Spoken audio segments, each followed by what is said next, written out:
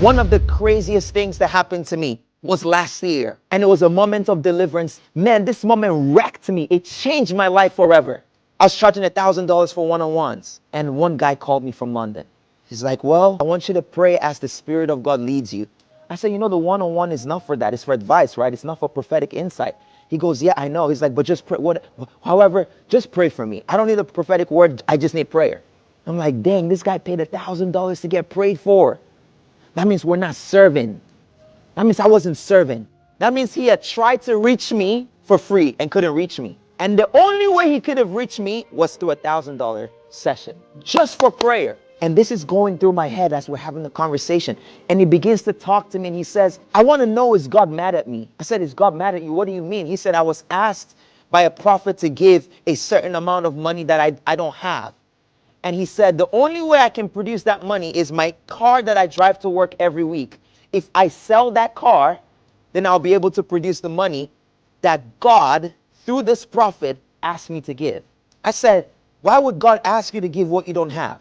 And he said, you know, I come from the religion. He said, that's where my family comes from. And we're not Christians and we became believers. And he said, I just need to know that Jesus is not mad at me.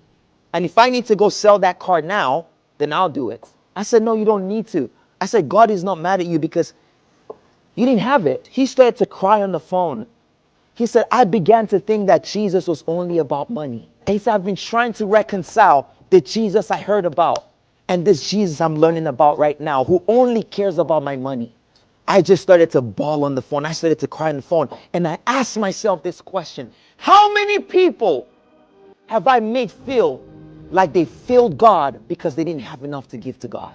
That they had to buy their way to the heart of God. That they had to buy their way to get access to the ears of God. Man, I stayed on the phone. I was crying. And the guy that paid for the one-on-one started to minister to me. We're encouraging each other on a phone call that he paid $1,000 for.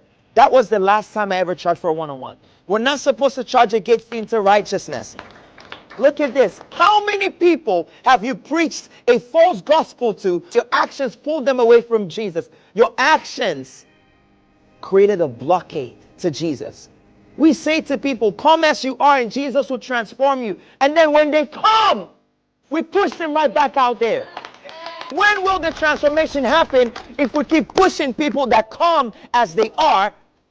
We keep pushing them back into the world.